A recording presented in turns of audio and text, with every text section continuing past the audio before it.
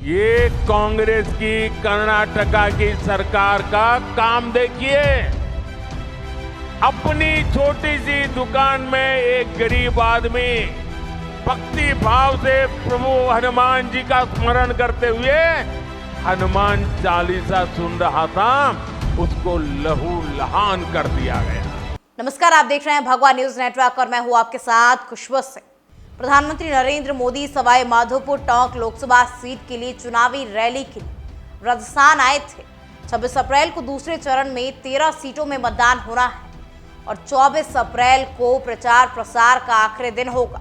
ऐसे में पीएम मोदी के राजस्थान में लोकसभा चुनाव के लिए आखिरी रैली थी। हालांकि इस रैली में उन्होंने भजनलाल शर्मा के लिए ऐसा बयान दिया है जो काफी चर्चाओं में है। इस बयान से जहां पीएम मोदी ने भजनलाल शर्मा के लिए सीएम की कुर्सी फिक्स कर दी, इसके साथ ही विपक्ष को भी जवाब दिया है। वहीं पीएम के इस बयान से माना जा रहा है कि वसुंधरा राजे का दिल टूट सकता है। आपको बता दें कि जब भजनलाल को सीएम पद मिला था तो सबके जहन में एक ही सवाल था कि आखिर बीजेपी ने वसुंधरा को नाराज करके भजनलाल को क्यों चुना।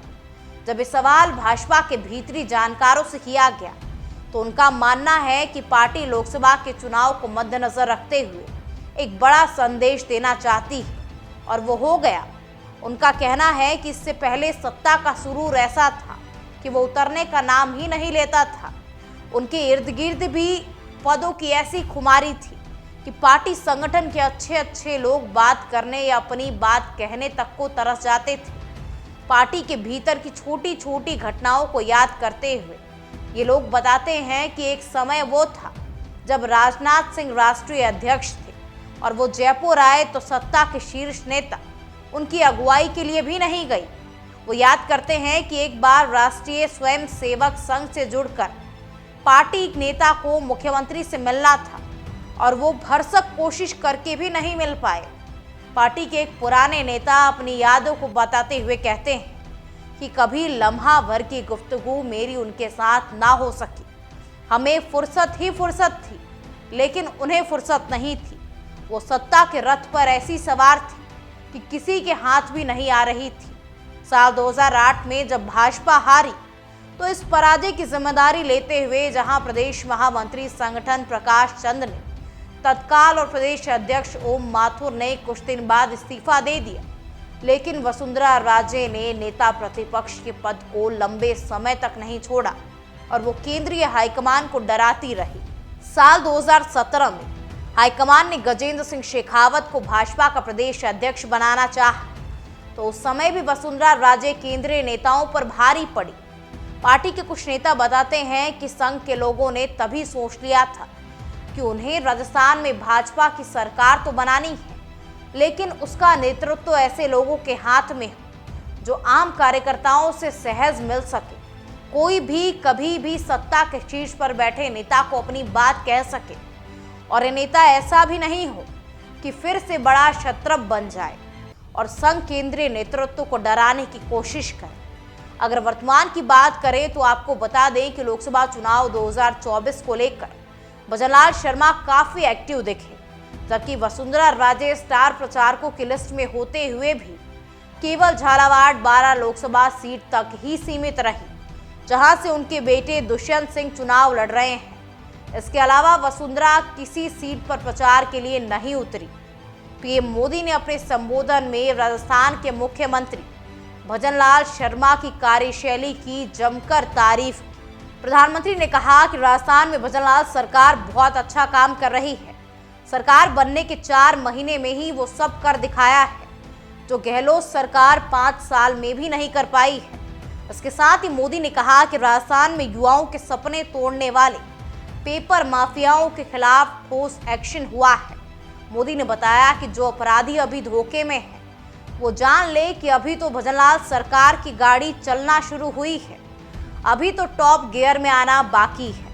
आपने हमारे भजनलाल जी को सेवा करने का मौका दिया है और जब से भजनलाल जी और उनकी टीम काम पे लगी है, माफिया, अपराधी, राजस्थान छोड़कर भागने पर मजबूर है।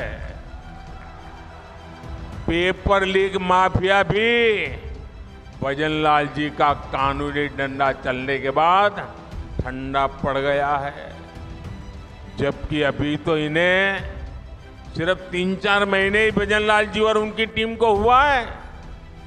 जो अपराधी धोखे में है वो जान ले ये भजनलाल जी है। अभी तो भजनलाल सरकार की गाड़ी चलनी शुरू हुई है, अभी तो टॉप गियर में आना बाकी है।